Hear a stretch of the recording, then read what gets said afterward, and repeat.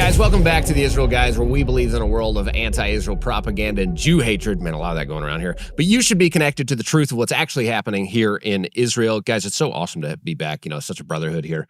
Ari, Jeremy, Luke. You know, I really look forward to this time every week to be able to just gather around, bring the thoughts of the week together. We were just asking, how you doing before the show? And I guess you guys have bomb shelters in your house. Our bomb shelter is, well, from my house, it's slightly closer than Luke's. Luke has to run. Is this like a one-up? We can each one-up each other? Like, I have the farthest to run to the bomb shelter. You definitely do. But do you have a ma'amad or a miklat? It's the miklat, the big shelter. Okay. So we have... Because there's two levels. You don't know, most people don't have a difference? miklat. A miklat is like a real fortification. Like a big bomb could like drop on that or near that, and it's stronger. It's stronger. It's more fortified. I don't know. A mamad is a safe room. A safe room. Right. That would be like shrapnel and stuff. Yeah, but I don't think ours would survive like a direct missile hit. Well, I don't think many would. Right. It's a 5-story tall missile striking exactly. But anyway, hey, this landed right outside my home's door last night. I actually heard it hit the ground from inside the bomb shelter. Because it hit the pavement outside the door. So this is what's been happening. And, you know, a lot of times this is kind of good for our team, actually, to realize that this kind of thing does fall, because we're not in a direct hit path here. And you guys are not either. But what could happen at both of our, where we both live, our homes, is that shrapnel from the hits, right? Because this is something I want to point out right at the beginning of the show. Did you guys know that in Lebanon, really quickly, that when the rockets are going off, look at all this, I was just going to mention, like, most of the shrapnel that falls is like this, and this is, it's metal, but it's fairly light. And that's going to give you a headache. Yeah. This would kill somebody. So you that gotta be careful, would kill you if it hits it's just heavy. For sure. Now, this is what I want to take point to, and actually want to just, because this was such a, like, wow, I never thought about this before. In Lebanon, you guys just watch this video, because in Lebanon, what happens when because Israel's doing a lot of strikes in Lebanon. So when they're striking, the locals go outside and watch what's going on, because they know they're not the target. There are strategic targets being hit in areas that have already been cleared, or at least leaflets have been dropped. Hey, we're coming to this area. So if you've not gotten a warning that they're coming to your area, you can go watch the show. I mean, that's what happens in Lebanon. Here in Israel, I mean, maybe they would love to see us all dead, the Iranians, but they're targeting civilian areas. And they also don't discriminate. Meaning they don't care, oh, there's this Arab village near there, this Arab village near there. That's small potatoes for them. Yeah, it's not like the Palestinians that they love, that the whole reason for this war is about the Palestinians. They don't care about them. Last night, over 100 rockets were shot. So I wanted to say, last night, there were real sirens going off. Oh, yeah, all night. And I walked outside because, you know, there are a few other people at the farm last night. And so I wanted to make sure that they knew that they could come into my house. We have a safe room. And so usually this war, I go inside, but this is the first time I actually turned and ran away. I walked outside, I looked up, and it looked like a cluster bomb. Yeah, right. That's what it looked like. But you can never really tell, at least in my eyes, whether it was a interception that caused the fragmentation of a missile, because the sky was filled with missiles. Literally, maybe it's like where does the rainbow end illusion, but it feels like it's always right on top of you. It looked like it was right on top of us, and then fragmentation, and I thought literally cluster bombs were falling all around us. So I ran inside, got into the safe room, got the fire extinguisher, and that's what was happening last night. And it's not crazy to think this is the mood that they're in, is cluster bombs. How many cluster bombs have they shot? Quite a few. We had for sure cluster bombs go right over our heads a few nights ago when we'll try to play the video. I think we put it on our Telegram group, or maybe it was our members group. But no, but what's important, because you guys picked up a little piece of shrapnel, is that sometimes the shrapnel that falls are huge pieces of the missile that will like destroy a home if it lands on a home. It'll like totally ruin its roof. It'll be a huge piece right behind me. This is a small piece, but there's massive pieces that have even fallen right here on our base. I want to show this really quickly, because this was my earlier point. Was this watch this video. This is the Lebanese people going out and watching, you know, a whole group of people. This is like at a restaurant, like some sort of pub or something, and they're all just standing out there and they're watching no fear. That's not what happens in Israel. And everybody, you just be watching this right now. And yeah. تعال يا حسين تعال ناطر ها ده فقعة واحدة شفتيها أنا عم صور فقعة واحدة ها لك 3 4 يا إيه 5 لك هي ضاحية عم طولها يا زلمة ضاحية عم طولها drinking their coffee. لك شو 5 6 smoking their hashish. They're smoking hashish, watching the show. Like, and they're not in Israel. It's completely opposite. Everybody, because everyone's a target. It's not just the bad guys are targets. Every civilian is a target, and so everyone has to run to the shelter. Just a completely opposite situation here. One is targeting civilians. One is targeting the enemy infrastructure. And that's what I wish the world would just understand. That's such a huge point. Maybe you could talk about this story here, but you were mentioning before we started recording about the priest that was killed in Lebanon a couple days ago. And everybody's blaming Israel. Christian priest killed in airstrike, right? But this kind of goes into Josh's point of how things work. The difference between Israel fires on their enemies versus their enemies firing on Israel. So I'll tell you the part that I know and the part that I need to investigate further. But I know for sure that this priest decided to ignore leaflets that Israel dropped. I believe it was in Marjayoun that this happened, or near there. But they dropped leaflets, and the priest said, "No, this is our homes, and we're not leaving." I don't know why. I don't know if that was like an ideological thing against Israel, or if he's just like, "This is we're here to stay. They have no reason to attack us." But the priest has been mourned in Israel, and the head of the South Lebanese army. I remember I was in the army. We were in the Shar Fatma going into Lebanon, and the South Lebanese army was there in Israel after they retreated from southern Lebanon, which is a horrible mistake. But when they did, they relocated and invited these Christians in the South Lebanese army to move and live in Israel. Okay. Oh, so horrible to Christians. They hate Christians. They kill. Who has ever done such a thing? A foreign South Lebanese Christian army. They allowed them to, and in Metula, and this army has issued messages saying that this is Hezbollah's fault. And the community there of Christians in South Lebanon were also blaming Hezbollah for this. So, but you listen to Tucker Carlson. I'm not saying we should focus on him, but he's like, Israel just killed a priest. I killed a priest. Why'd they do that? I don't know. But they killed it's just like, it's a very childish and Goebbels-like. I was just talking to Jeremy on the way here about this. We listened to the first 45 minutes of his podcast, which I just binge on. And you just listen to the way he talks. It's like spin, twist, distortion, lie, truth, distortion, twist, spin, lie.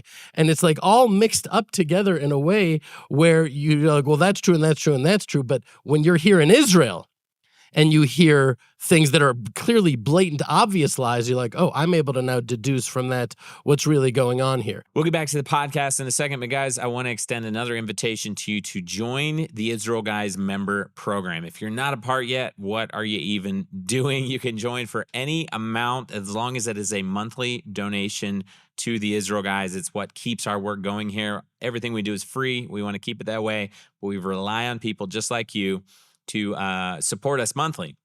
And when you're part of that, you get to join our exclusive Israel Guys member Telegram group. And we've been having a ton of fun there lately. So many exclusive videos that are not available to the public. We take you behind the scenes, up close, personal. We share things there that are not available to the public. And we have a monthly newsletter that comes out. That's really cool. It's something our team works very hard on. Discounts, photos of the month, and a monthly live stream, private live stream with Joshua Waller, our executive director, his wife, and Ryan and Ashley as well. You guys get to interact, ask questions, hear behind the scenes stories and updates. If you guys join right now, you can get access to this Sunday's live stream, but only if you act really fast. So guys, join the Israel Guys member program. Click the link in the description below. Any amount, as long as it's a monthly amount, you support our work. By the way, we're a 501c3 nonprofit, so donations given in the United States are tax deductible. We'd love to have you as part of the Israel Guys member program. Join today. Get access to this Sunday's live stream. Click the link in the description below. Back to the podcast. So it's important to understand that here in Israel, I know just my own heart and the heart of everybody I know, there is a love for people of peace and love and Christians. And you could always focus on Rabbi Mizrahi. One guy, one off, like 2 Jews, 3 opinions, but this guy is like universally considered, or this individual, and hyper-focus on a 9-year-old kid that spit on someone and say that's what's happening in Israel. But you're Christians. Well, I think what's really important is to just look at the big picture, that there have been no IDF soldiers so far killed in Iran, thank God. and there have been, 10 to 15 civilians killed in Israel. That's it. They are attacking the people of Israel. Every time Israel goes into a place, they're striking Hezbollah, a terrorist organization. They're trying to topple the Ayatollah regime in Iran.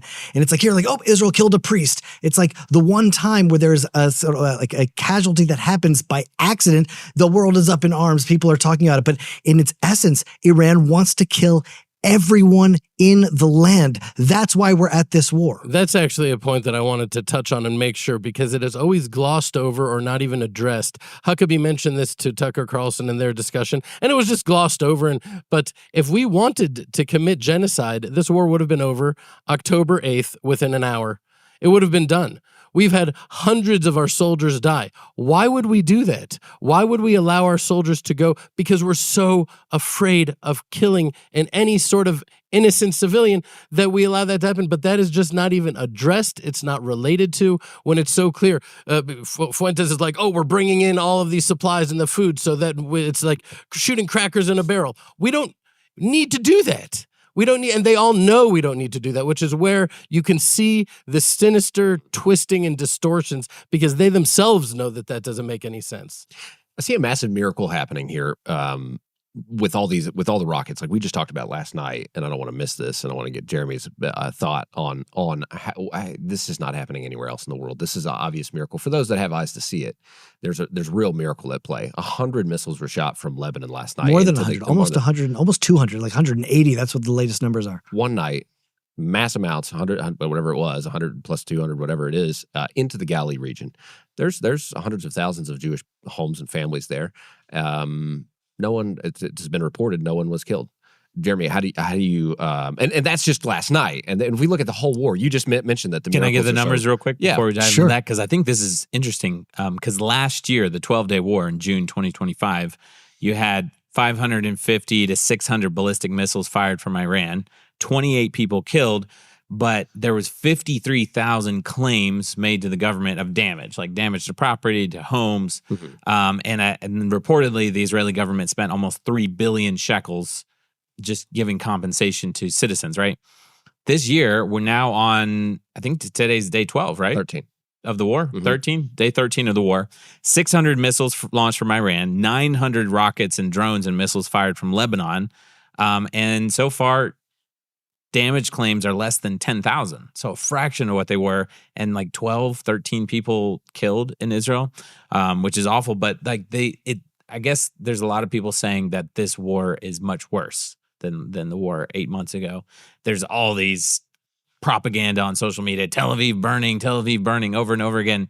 Netanyahu's brother Ido was murdered, was killed. Smotrich killed, Ben Gvir killed. You know, it's like so much falsehood, like, 10x, 100x. Tel Aviv is up in flames, and that's why they're not letting any videos. And then I'm like, I just spoke to my sister-in-law that went to Tel Aviv. She's like, yeah, it was great. We went. There's all these Israelis just like walking down the street, like, here's Tel Aviv. In case you're wondering. Well, the reason why there's so many lies that Tel Aviv is being destroyed and all these people are being killed is because there are overt miracles that are happening right now. That's right. There are like hundreds of rockets are being shot onto Israel, and the world's looking, well, that should really decimate Tel Aviv, and yet still there's less than $10,000 worth of damages. No one's being killed. It's like a miracle of God that we are being protected in a supernatural way. There's no way about it. But I want to say something else, that the real miracle to me is, in this week's Torah portion, it says that Moses asked to see the glory of God. And God says, no, you can't see my face. You can only see me from behind. And sometimes you can only see the glory of God when looking from behind. You have to look at the past and then look at what's happening. October 7th, in some ways, saved Israel.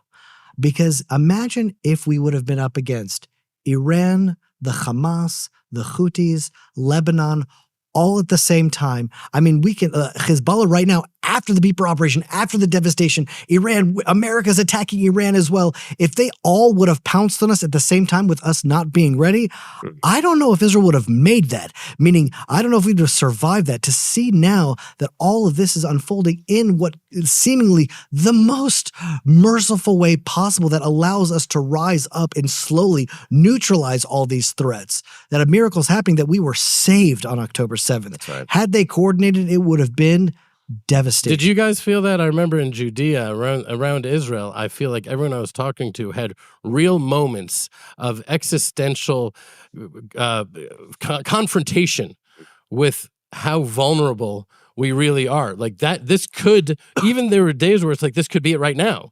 We're so weakened and disoriented. But what I'm saying is that we didn't appreciate even how weak we were. Yeah. Only now are we realizing how powerful Iran is. Do you know how big Iran is? I didn't know. It's massive, it's more than 2 times as large as Texas. 90 million people. The largest army in the world. Bigger than Texas. Twice as big. Do you know what I mean? It's a huge country. It's and 90 America times. is up and they're a full-blown attack against Iran, and they're still firing missiles at Israel. And so, like, had we been caught with our pants down, not ready, in some sort of delusion of peace, and soon there's going to be peace in the Middle East because we'll give over land and then we'll make peace, and then would have attacked us. I mean, it's like unbelievable. We were so vulnerable and so arrogant at the same time. Well, can I ask you a question? I'm sorry I interrupted. I'm sorry. I have a real question I don't have the answer to. I'm just throwing it out here for you guys. How is it that Israel has complete air control over Iran, flying at will? It seems like they're like really decimated, pounded into the ground, yet they're still managing to shoot off these missiles, attack the Straits of Hormuz. Who's making the call? That's what I like the current Ayatollah. They brought him in with a cardboard. He was a cardboard cutout. I got some memes for you, but just to answer your question first, because I saw I have stats written down here. Israeli officials estimate that they've currently degraded Iran's missile launching capabilities by 80%. Right. But last night we had 2 alerts, and the night before we had 5 alerts. So like, which is up because it went down. Yeah, it did go down. 2 nights ago, 5 sirens in one night. Like we were like, okay, they've destroyed 80% of their launchers. Not feeling that right now. They're also saying that that could be reduced to as little as 5% in the coming days. What I've heard, I don't know how, what I've heard is that every time they have a missile launches, the U.S. and Israel immediately, intelligence locks on that missile launching site and immediately because it's glowing red, like it's hot. And also a lot of them are they're coming out underground, or they're mobile missile launchers that are on the back of a truck. So they've been prepping for this for a long time. And it's also a huge country. Even if there's hundreds of planes in the air, you think about how massive Iran is. There's just a lot of territory to shoot missiles from.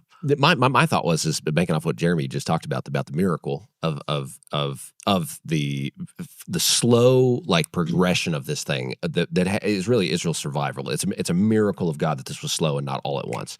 And just thinking about that in light of the greatest enemy of Israel is now represented on stages and television across the world in a cardboard cutout.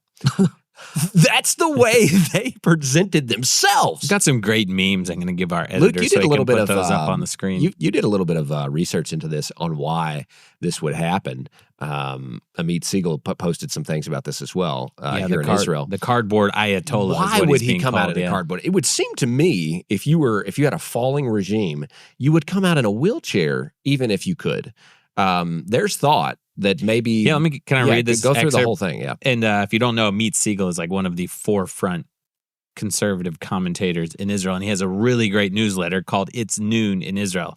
Comes out every day at noon. It's fantastic. And it's like power, information packed. He said Iran had its own comedic moment this week when a life-size cutout of Mojtaba Khamenei, I don't know how you say his name, held together with tape.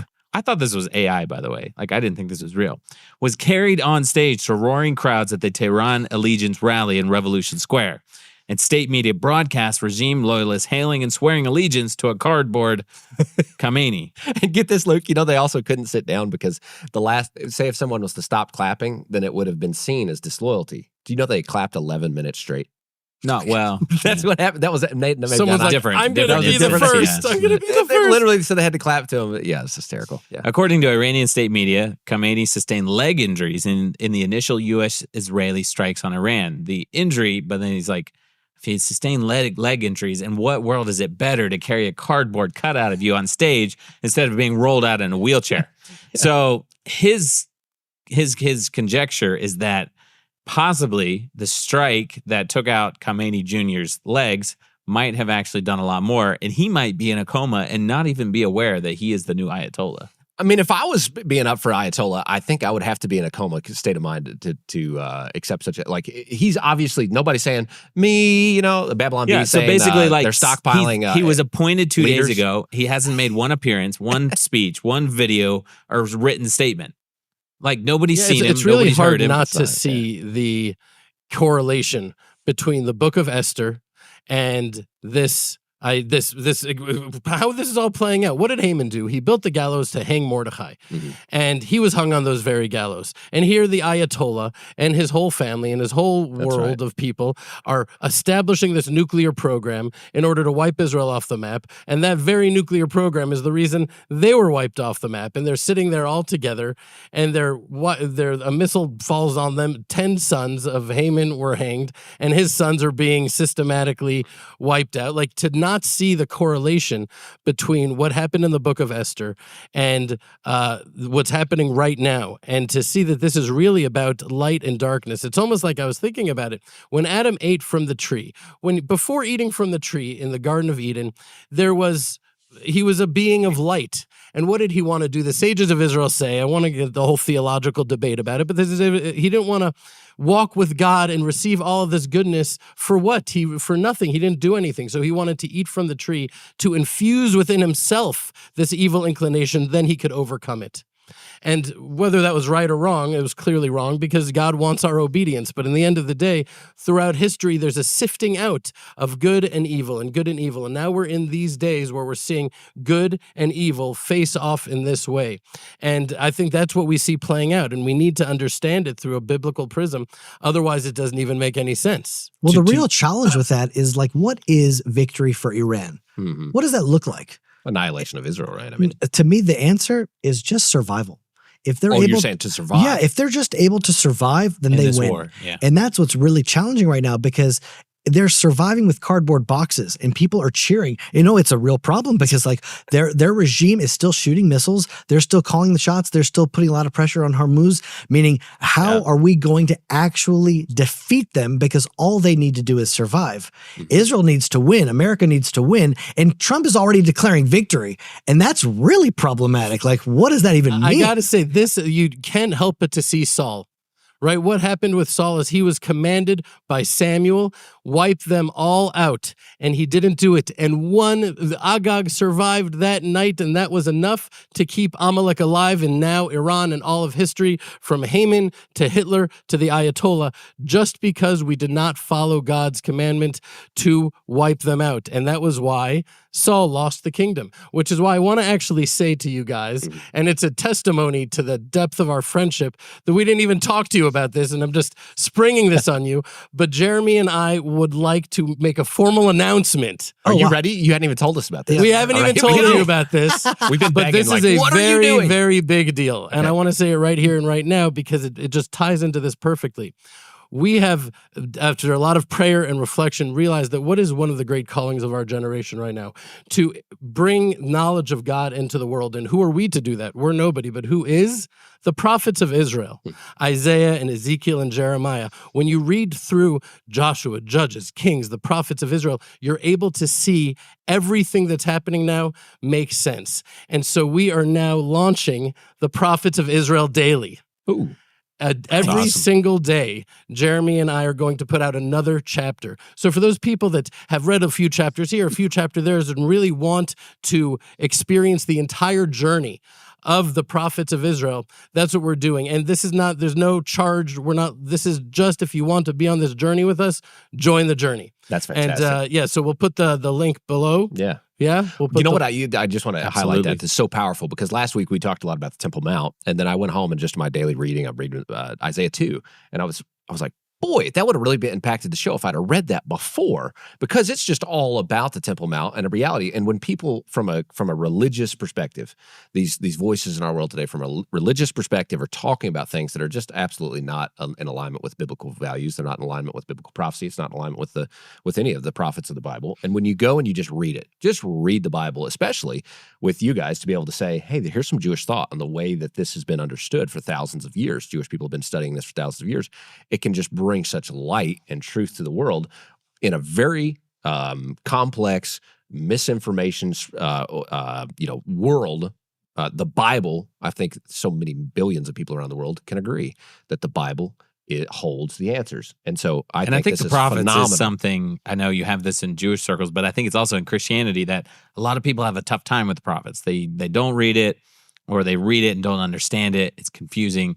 And so I think the opportunity for people to actually understand the prophets and how they're relating to our time, because I know, like, before I ever came to Israel, we came to Israel, like, I didn't understand the prophets. Right. But when you connect prophecy to reality and to what's actually happening in our times right now, it makes so much more sense. Right, So and we're sharing our thoughts, but it's not in the place of the actual prophets. I was going to say, are you actually are going to bring back prophecy to Israel? Is this the goal? Are you guys? Well, Isaiah chapter 2 that you said says the Torah will go forth from Zion and the word of God from Jerusalem. That's right. You're like, well, how is the word of God going to go from this land? And there's really only one book that says, "Thus says the Lord," like the word of God. Okay. And we need that. Yeah, let's bring that to the world, and then the cards fall as they may. The truth will be revealed for everyone. What's the side of truth? What's the side of falsehood? How is this world all playing? And so that really is the vision, because the world, everyone knows about the Bible, but systematically going through it every chapter, once a day,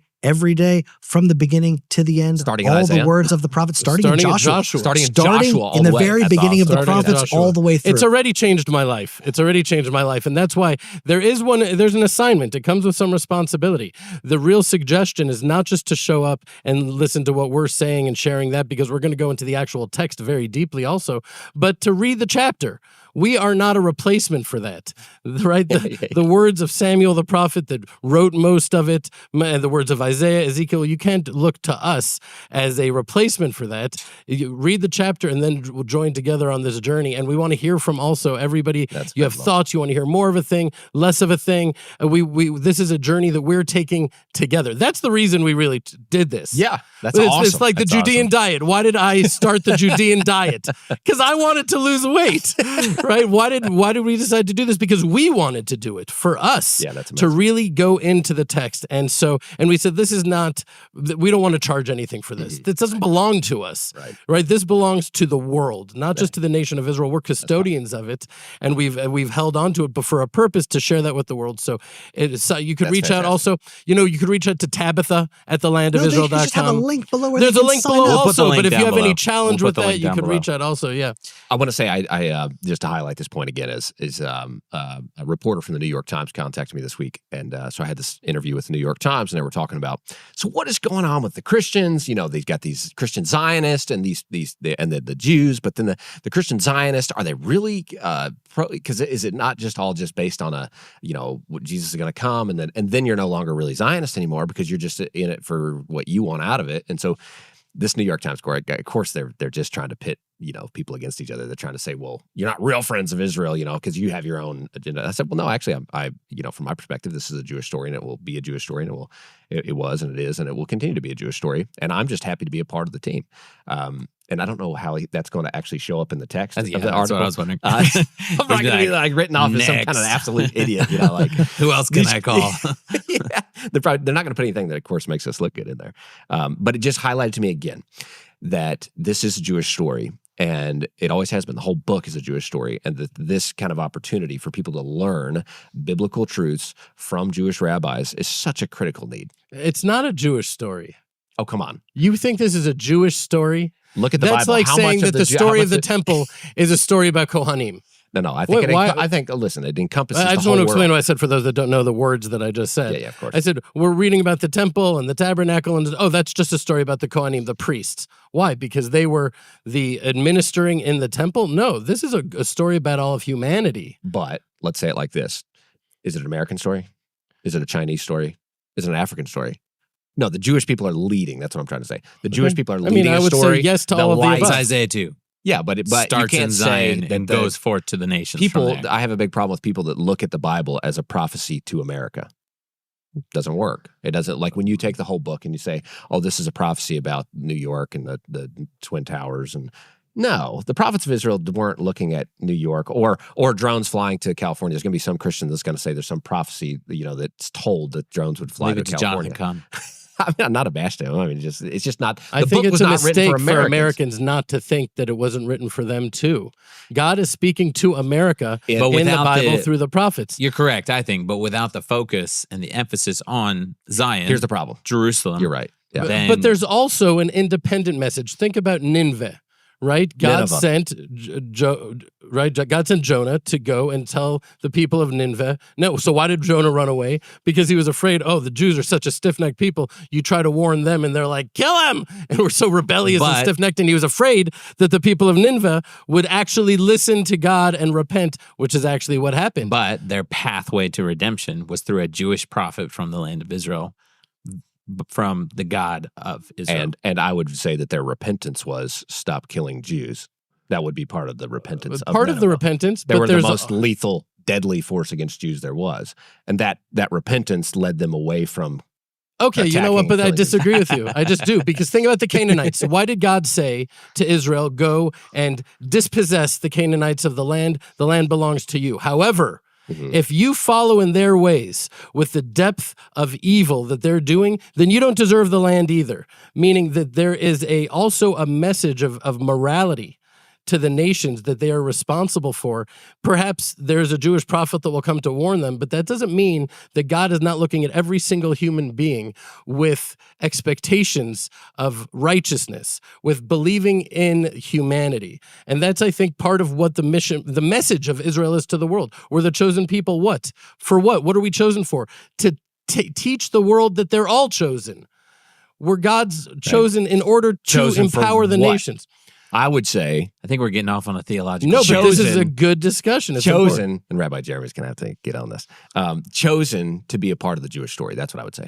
The nations can be a part of this story. I think it's a global story. It's a global story, but the Jewish people are leading this story. It's all about Jerusalem. But it starts in Jerusalem and goes out to the world. How about chosen that they can be a part of his story?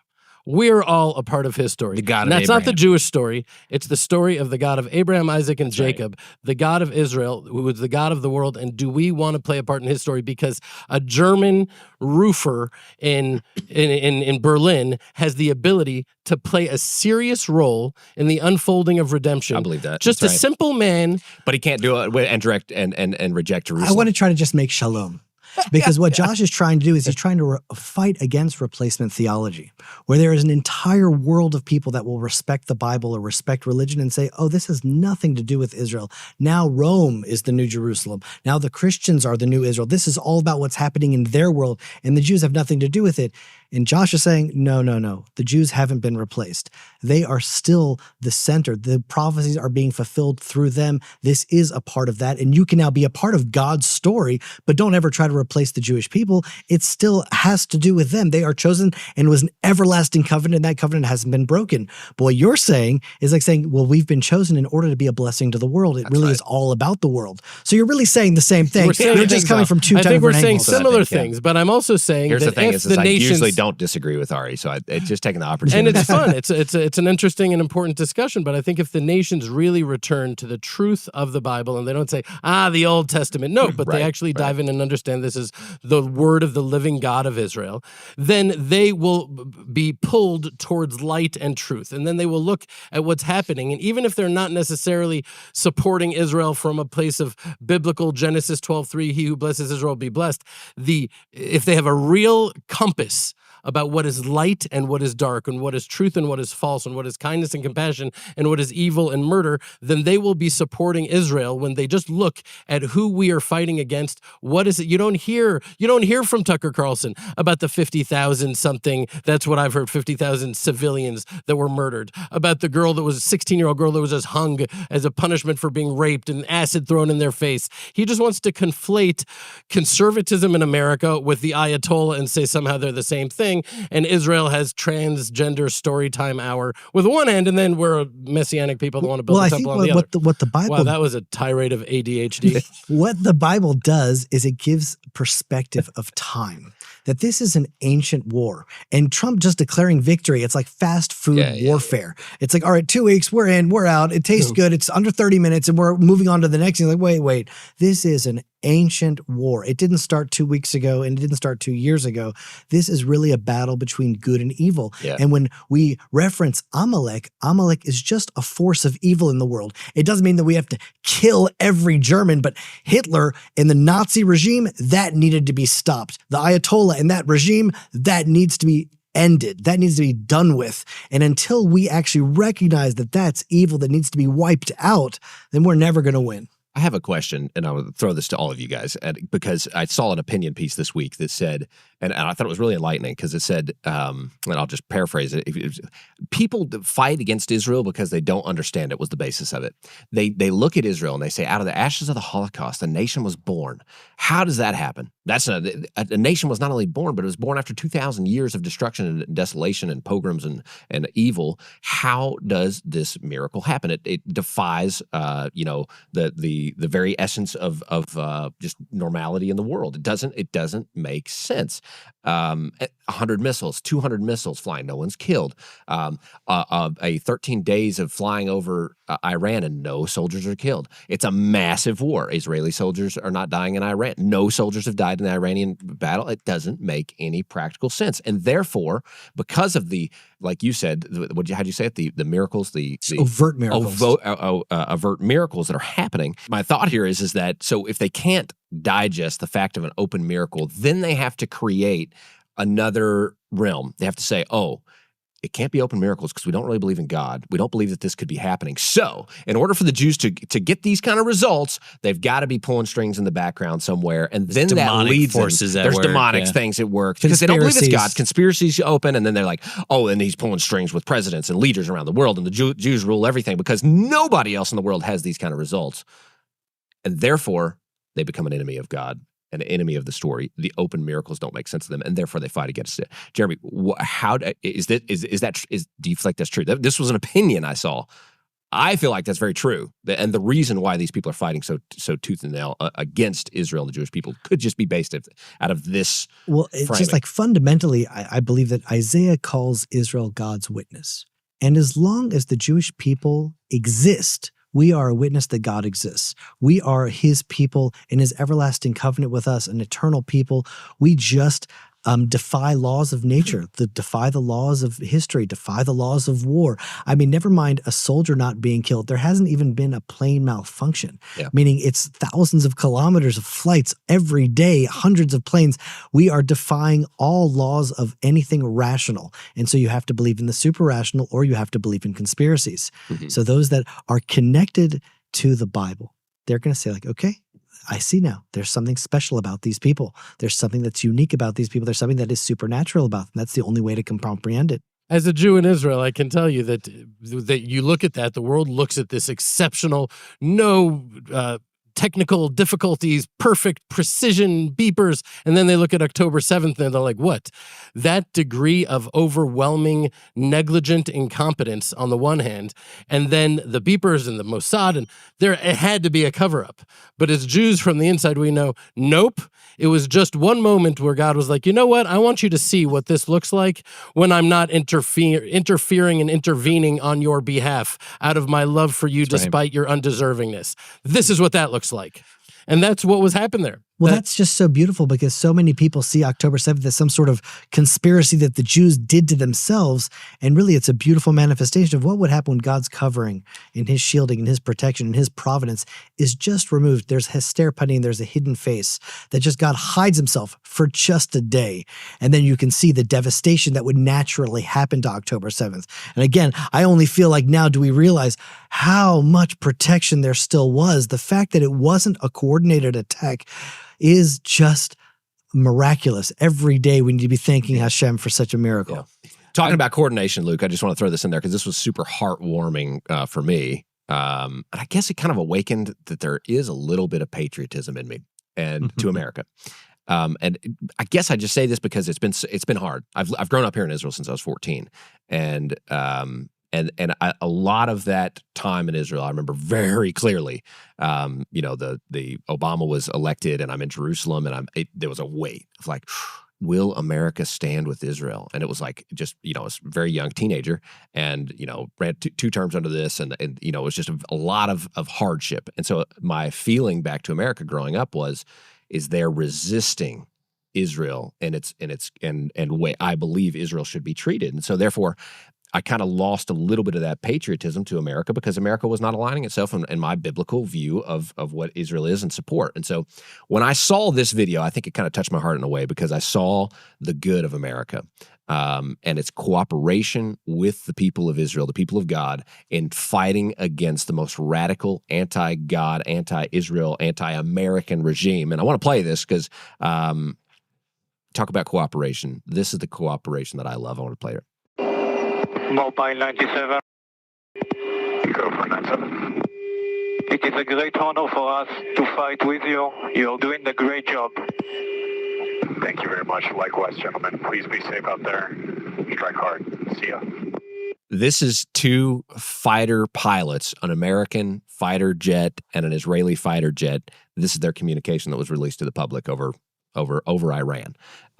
To me, that's just amazing. I don't know. How do you guys feel about that? I'll tell you, it reminds me of Pete Hegseth's speech that he gave. And at the end, he quotes Psalms. Yeah. And he blesses the soldiers that are all fighting now on behalf of the side of good.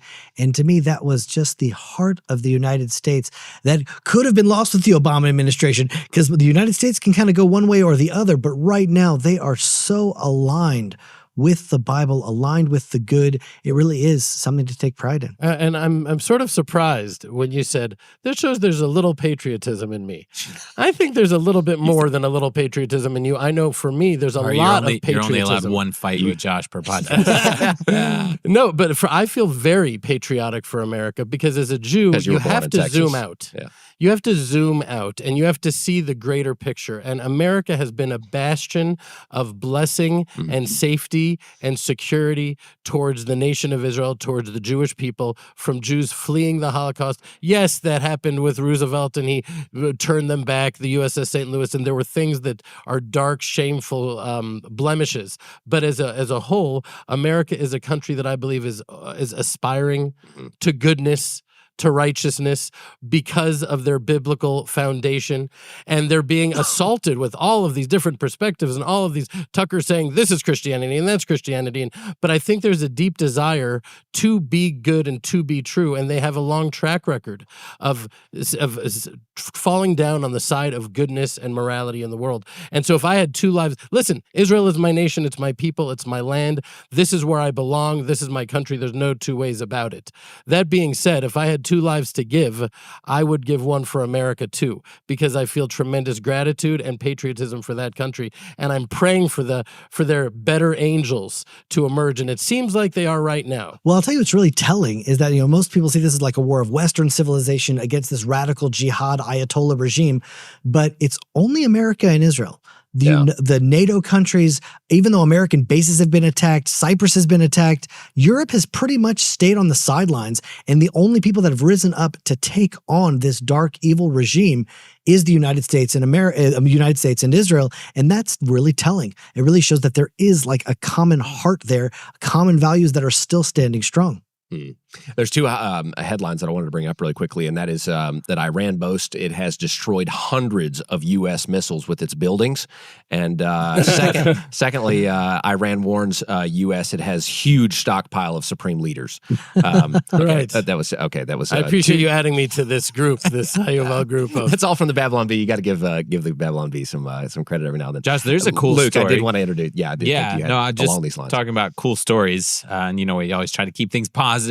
And we put polls out on our platforms yesterday, and everybody said we want to hear what's happening in Israel, and we don't want to hear about what's happening everywhere. And so, anyways, like people want to know what's happening biblically, and they want to know what's happening in Israel, because even though people do watch like Fox News, they're also on Twitter and Instagram and Facebook, and they're like everybody's going Tel Aviv's burning, all of Israel's leaders have been assassinated, and they're like, what in the world is going on, right? So they want to know what's actually happening. I thought this was a really cool story from the Jerusalem Post of a senior IDF officer talking about the details of the first 40 seconds of the war. And he said, assassinating the supreme leader and all of the top echelon of the Iranian military and the IRGC in around half a minute was made possible by a giant an incredibly coordinated airstrike, which took months of planning. In 40 seconds at 8:15 a.m. on February 28th, Khamenei, IRGC commander, Pakpor, I'm not going to say all the rest of these guys' names, but the military commander, defense minister, National Defense Council secretary, top aides, and 35 other top officials were killed in the first 40 seconds of the war. And it took 200 aircraft, all flying 1,000 to 1,500 kilometers to strike hundreds of targets, all in just a little over half a second. That was news to me, and I think that's news to the world. That must just be breaking, that all of that happened within about 45 seconds. And that was like force and power that like has not been seen in a long time. You're talking about U.S. military, possibly ever, Israeli military, F-15s, F-16s, F-35s, all coordinating together. I think of old world wars. That's how you won the war. You took out the other leadership. Today, it seems to be a little different game going on here, but it would definitely not happen in 45 seconds. Right. It's just miraculous to me. Well, I feel like as long as the Basij, which is sort of the military protection of the Ayatollah regime, has Kalashnikovs, they're the ones that are going to be calling the shots. Until we actually figure out a way to topple not just the political leadership or the spiritual leadership, but the actual people holding the guns that are holding the people of Iran under hostage, then they're the ones that have the guns. Yeah, well, it's clear to me that if you clap for 11 minutes straight, it's clear that people are scared to still not to disagree with the leading faction. Luke, you had some intelligence, or you just you got some intelligence, yeah. Thank you. I appreciate that. That the U.S. is estimating that the regime is not yet at a crumble point. Oh, you're talking about the California might be in danger? That's what I wanted to bring up. No, I'm talking about the Iranian regime, not the California regime. Oh, well, that's that's a manifestation of Which story are we going to here? No, so if we're talking about the Ayatollah regime, it's just really important to note that even though they attacked so many Arab countries, not one Arab country yet has joined in. All eyes are on Iran. Is the regime going to stop? Right. Is it going to topple? What's going to happen? So they don't want to make enemies right now because they're like, those missiles were targeted at us. Mm-hmm. And so China's watching, Russia's watching, all the Arab countries are watching. Right. And really, for Iran to win, they just need to survive. Mm-hmm. For America and Israel to win, the regime has to be toppled. Right. And right now, U.S. intelligence, this is just one report, is indicating that Iran's leadership remains largely intact. It is not at risk of collapse, even after 13 days of the war. And their leader is displayed in cardboard. And their leader is being held up by tape. Yeah. It makes you just question, is that from the State Department? Where's that from? What is that intelligence based on? I do think that for the regime to collapse, there's going to have to be a massive element of the people of Iran. Mm-hmm. Like, I don't think it's only going to collapse from outside sources. I think there's going to have to be the people of Iran have to rise up and force again and make that happen. Well, it also could be that California is going to be attacked, and that would just change the game. Whoa. That would massively change. So let's just talk about what are the details? That's referring to. CBS, ABC, Reuters, everybody's reporting this, that the FBI has issued warnings against a potential Iranian attack on the West Coast in California in specific, that there would be a ship off the, in the waters and fire drones out and just barrage the West Coast with weaponized. How would they have a ship? I thought they didn't have any ships left. I guess they have submarines. They have ships. Do they? No, I don't know if they have any. They could just take a ship from Russia. They could take a ship from China. They don't know. They have a way to get a ship. But what's important is that America would learn when they chant death to America, when they chant death, they mean it. And if they can, they will. And what's interesting, this is a report from before the war started. The FBI says, quote, "We recently acquired information that as early February 2026, Iran allegedly aspired to conduct a surprise attack using unmanned aerial vehicles from an unidentified vessel off the coast of the United States homeland, specifically against targets in California." So this is like something they've been tracking for a while, even before the war broke out. Obviously, nobody knows. Everybody's like, it's crazy. Iran can't reach California from it's like 7,000 miles or whatever. But they didn't read the details of. They're saying, no, there's like a unidentified vessel that we think is like lurking off the coast of California. I saw Megyn Kelly say something that was very telling and very confusing for me. She said, "This is Israel's war. No American should have to die for Israel's war. Think about the consequences here. Think about how many Iranian sleeper cells we have here in America." She actually said that? Yes. Like, who knows what they'll do? And I'm like, did you hear what you just said? There are sleeper cells from Iran in America. Isn't it better right now that this comes out on our terms rather than theirs? Right? Think about, that's what I wish Trump would say. People need to understand that Trump should say, if you could only see what would happen if I didn't do this, you're hating me for this, but I'm saving the country and arguably the entire world. They were going to launch weaponized drones now, and if we hadn't done this, that's what would be happening right now. The reality is, there are sleeper cells in the U.S. I just saw this pop up. I don't know if you saw that. You got to show that. We'll put it. Don't worry. We'll put it on the screen. Is that too political? There's this other. Did you read this yet on the show? No. That I mean, today's just like the day for memes. Memes. 2026, the year when women in pants drop bombs on men in dresses. I think that was epic. I think they're writing that specifically to infuriate the Ayatollahs. They hate women, so the fact that Josh, I just pulled up the news while we were recording to see if anything had happened while we were recording, and I thought this was it's just a more miracle stories. That's what we like. That's like the main thing we like to put on our channel is when really positive miracles happen. And I saw this: a house in a moshav in Emek Hefer was hit Wednesday night. So last night there was actually a house struck by a missile barrage launched by Hezbollah. And the house, the rocket hit this house, and the only spot that was not damaged was the safe room, which the whole entire family was inside. Could you show this picture? Look at this picture. Yeah, which obviously, like, that's the that's the point of a safe room, right? But sometimes direct hits by missiles, especially ballistic missiles, we saw that in Beit doesn't Shemesh. even protect They were you. all in a safe room. So missile hits a house, destroys the entire house. Yeah, we'll show the picture up on the screen. But the entire family was safe inside the one room in the house that remained intact. Wow. Also, brand new, 10 minutes ago, Iran launched their 4th ballistic missile salvo at Israel since midnight. So we're probably getting an alarm here in a minute. Right. Anytime now. Hey, you guys hadn't been in our bomb shelter yet. It's about time. We just can't take the audience with us. I do want to mention on the show that this is a big deal about the crisis in California with these. Who knows what could be attacked, but the drone threat. This hasn't happened since the Russian threat against U.S. in the 60s. So this is a really big deal. America has not faced threats of any kind like this. I mean, we had 9/11, but an actual drone attacks, missiles being launched, bombs being threats of infiltrations like this at this level have not happened since the 60s. So this is a really big deal that threatens California. And I think we mentioned the threat, efficiently, but I just want to say this is a massive change in America. In my New York Times interview, he asked, "Well, what do you think about all these people that are anti?" I said, "Well, they were anti-Israel before." I said, "I believe that these anti-Israel people are going to have an opportunity to actually see the truth, that Israel is the best friend America ever had as this war continues, and as Israel is successful in defeating Israel's America, not only Israel's greatest enemy, but America's greatest enemy. Hopefully, these people will be able to see the truth as it relates to what's actually happening and stop being anti-Israel." That's what I told them. I really think that there's an opportunity here for people to see the truth, that Israel's the greatest friend America has ever dreamed to have.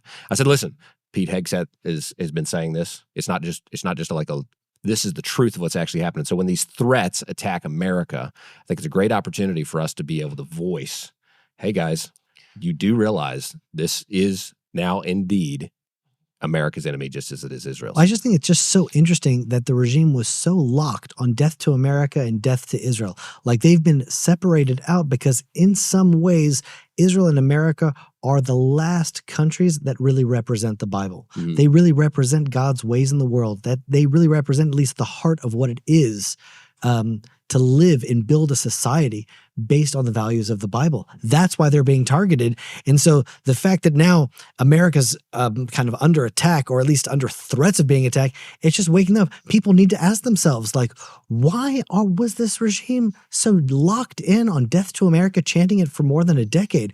What did they hate about America? They don't share a border. They don't really, I mean, there's no real conflict in theory. There's only conflict in theology. That's really the issue. Yeah.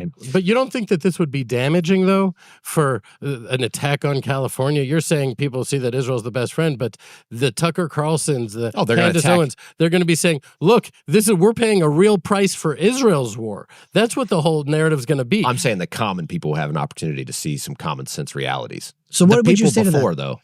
What would I say to? What would you say to that? Meaning, I don't think that it's Israel's war. I think that President Trump is doing what's best for America. Yeah. Period. That's why it's very damaging, I think, when Israeli politicians are saying, thank you, Donald Trump, thank you. Stop saying thank you. Either it's in America's interest or it's not. You're saying America it should be welcome. You're welcome. You know. No, not even you're welcome. It's like, let's do that. We're doing this together. We're glad that you see the reality of this threat towards America. Right. You see the jihad against all of Europe, against America, against everyone that is not Muslim, that this is a theological war going for everybody, and that you're joining us in the tip of the spear in uprooting this evil before it attacks America. Thank you for joining us, but we would do this one way or the other.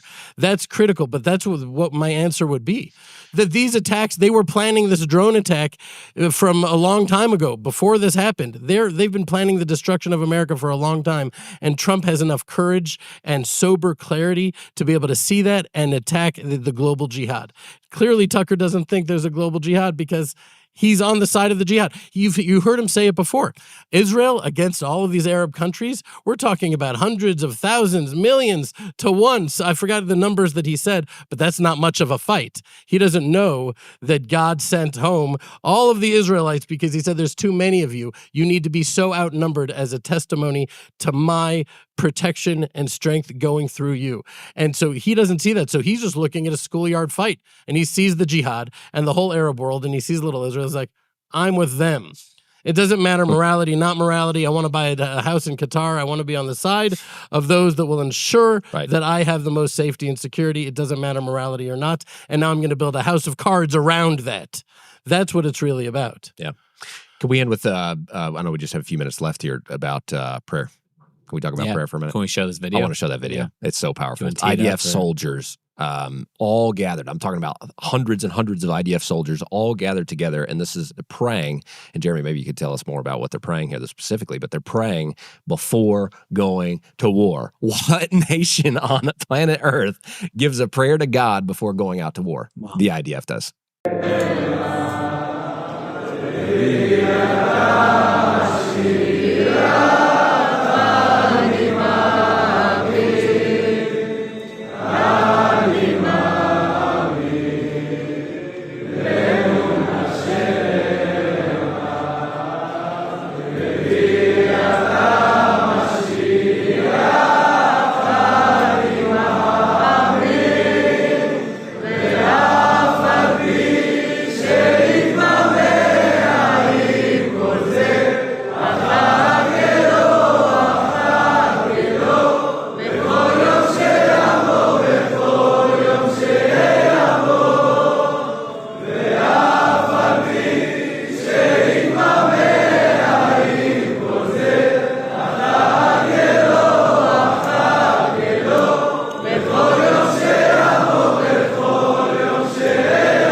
Well, you know, they're saying we believe with complete faith in the coming of the Messiah. That's what they're saying. And although he may tarry, we will not cease waiting and believing. And not only are they waiting and believing, but they're actually going into battle to fight these forces of darkness. But I think it's just so important to understand, because a lot of Americans are so westernized. They're like, oh, they're messianic wackos. They're messianic wackos. But the understanding of Messiah, from our perspective, and theirs couldn't be more different. Their messianic redemptive vision is that the trees say, hey, you know, the Iranians, Islam, the jihad, is that every tree says, hey, there's a Jew behind me, come kill him. And they're able to wipe out man, woman, and child. Our prayer is that the enemies of Israel, that the entire world opens their eyes and says, We're brothers. We're family. Let us build the temple. Let us go worship the God of Israel as one human family together, loving each other to the degree that we'll be beating our swords into plowshares. That is our dream. It's like just light and darkness is about what these soldiers are praying for. They're praying for peace and love for all of humanity by the Spirit of God infusing the world. And they're praying for the jihad and murder and genocide. That's awesome. There's one more prayer that I want to mention is, and I'm sure you guys are praying it every day now, in Jewish synagogues all across Israel. There's a prayer for the IDF, but there's also a prayer for the soldiers of the United States as well. That prayer I just learned from the local community here in the Mount of Blessing, that it's been incorporated in the prayers because, I mean, I guess a lot of times they're praying for the IDF, but because of the cooperation now between the IDF and the U.S., there's also a prayer for the U.S., the military, the U.S. Soldiers that has been incorporated here locally. And I don't know if you guys have anything to say that. Yeah, I mean, it seems like it's covering. I grew all up in the land of Houston, Israel. Texas, and in my synagogue every single week, we would pray for America, for the government, for the armed forces, for the people of America, for God to pour his blessing and his light upon this great nation. I grew up every single week. In my Jewish day school, we were praying for America. Well, I didn't grow up in Texas. I grew up here in Israel, and that had never happened before. I have never prayed for American soldiers in my life until now, where they've made a call out. It's not saying, just you, right? No, it's not the whole just me. nation. It's Every synagogue across the whole country. Synagogues across the country have incorporated prayers specifically for the American soldiers that are fighting alongside the Israeli soldiers. It's amazing. And so it's really a beautiful thing to see. It's awesome. That because the real spiritual power behind this war is all in prayer. And the way it'd be like, how are all these rockets being thrown onto Israel? Like the real Iron Dome are the prayers of the people around the world, the prayers of the people of Israel in this land. That's the real Iron Dome that's protecting us. And so the more prayers, the more that we can cover this country with that, the more protected we will be.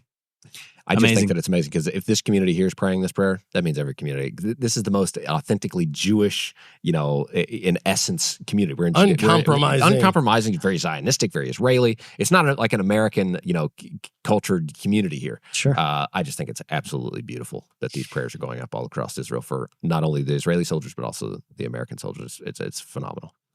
Well, guys. The more videos you see on social media talking about Tel Aviv burning and Israelis being killed and assassinated, just remember, it's not happening. It's not true. You're hearing it directly from the source here in Israel, so stay tuned. Make sure you're subscribed to this channel, to all of our platforms. We are putting out more on like Telegram and X, so we'll put those links if you want to follow us there. Follow Jeremy and Ari. And make sure you sign up for the, what's it called? Prophets of Israel Daily. The Prophets of Israel Daily. We'll put the link down in the description below. Guys, as always, stop listening to the lies and propaganda and connect with the truth of what's happening in Israel. We'll be back soon here at The Israel Guys.